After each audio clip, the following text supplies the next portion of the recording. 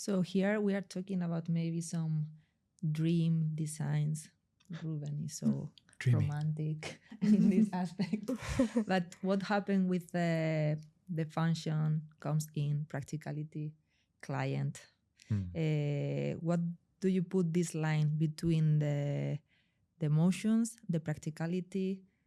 What do you want to get with these designs? For example, comes to my mind one really famous bridge in Spain, in Bilbao. I think maybe you will know it because you live there. It was a bridge, fantastic bridge, beautiful, but the floor of the bridge was glass. What happened in Bilbao? It rains 30 or 40% of the days of the year. Yeah. It gets slippery, everybody started to fall.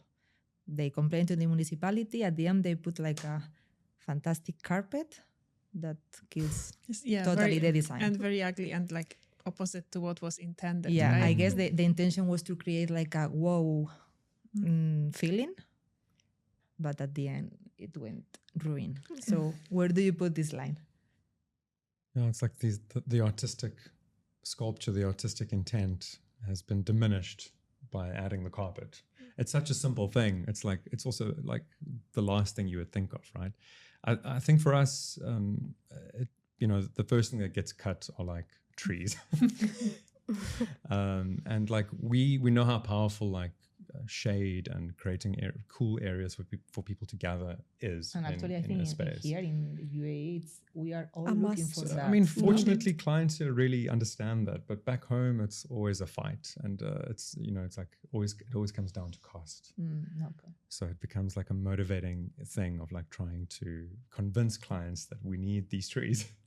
And oftentimes we have to rethink our designs, like that beautiful artistic moment we still want, but the reality does play a big role in still creating a space that's captivating.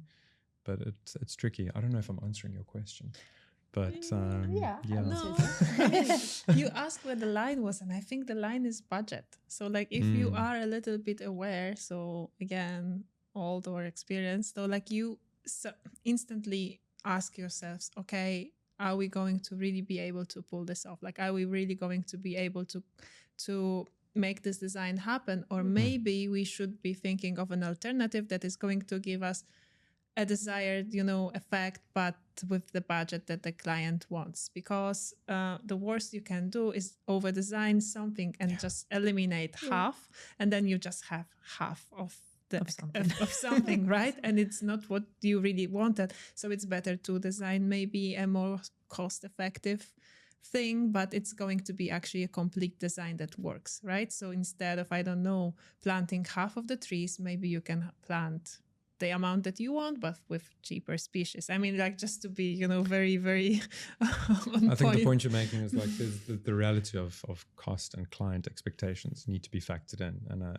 it's just balancing that with the reality, the dream that's where the skill of our profession comes into play. That's why we do what we do. Hand by hand. And also as a designer, you need to think about it as you don't need to be very selfish with your artistic thoughts. You need to think of the end user. You also need to keep the budget in mind, and then that's perfect, no? Yes. And for example, Mariam, what is an emotional element? Maybe I guess in ideas easier to identify that you always try to put on your designs, but suddenly it got cut off. Yeah, of course, always. But I think of, I always think of having a higher ceiling, because that's somehow making up for having small spaces. That's always something we fight for, and it's kind of possible. But the second thing I always think of is the natural lighting, because that changes the space. Once you have a natural lighting and the space is already on a different level. One more thing I think of is having some traditional elements or something that just makes the space more related and more, away of the contemporary approaches that you can see everywhere. Something with identity. That's what I personally feel like we fight always for as ID team. That's good. And how can you justify the use of these elements with the client? How can you convince the client of the use of these elements? Have ever happened to you? Yeah, they have. Again, I'm going to use landscape as an example. Of course. But like, we like permeable paving, so allowing water to seep through paving so that it can get stored into a tank for reuse, for storing, for irrigation. Those are the kinds of things we would push the client to do. It's tricky because our argument is that in the long run, you're saving on maintenance cost, you're saving on, headaches about like where do we get water if there's a drought, for example. But in the immediate moment, it's like, no, permeable paving. What is this nonsense? We're not going to do this.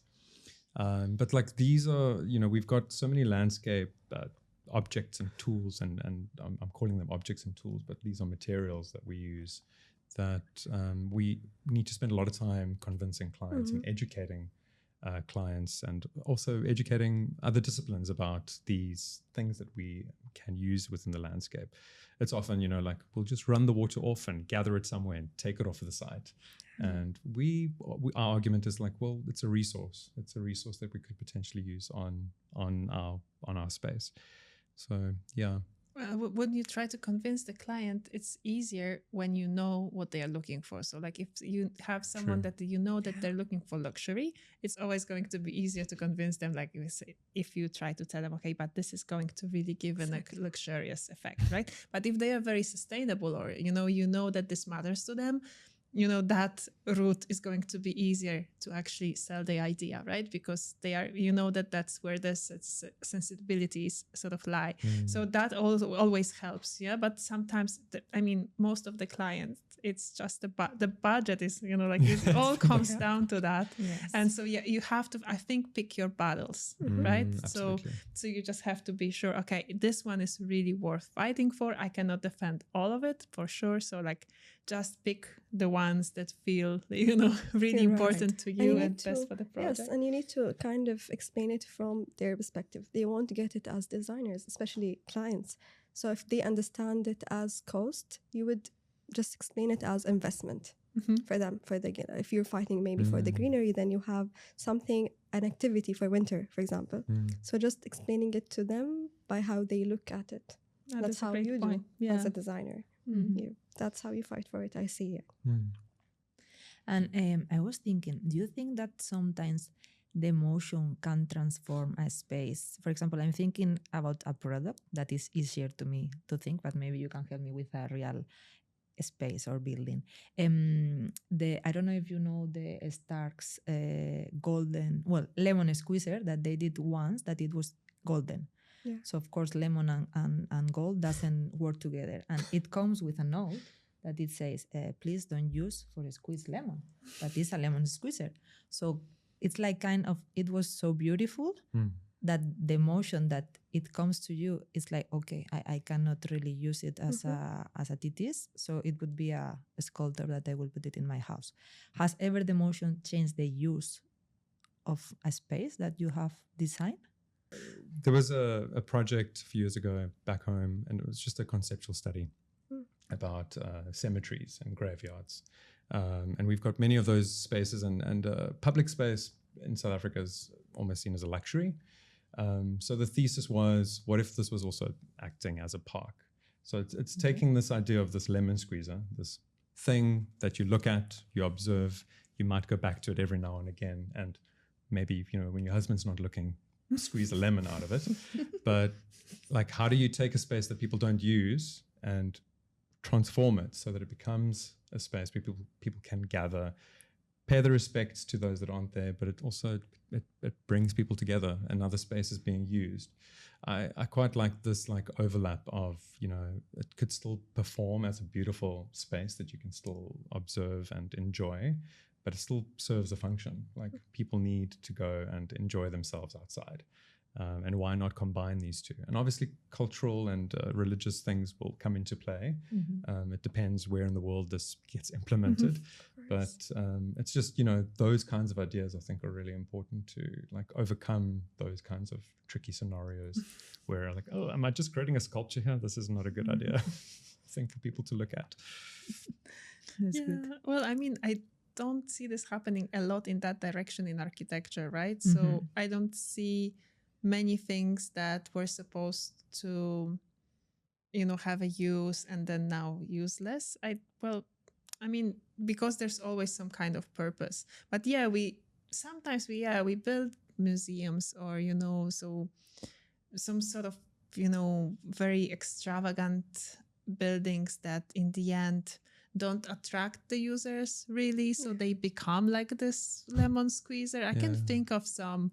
I couldn't name one because they just become, you know, invisible, you know, but like, you know, those typical investments that a small town makes to suddenly build, you know, a museum in their town, and then suddenly this museum doesn't have any visitors, so it's sort of useless, right? So it kind of is a version of that. But I think in architecture specifically, we should avoid it, because I mean, architecture should really serve a purpose, because it's not a sculpture, right? I mean, that's at least my view.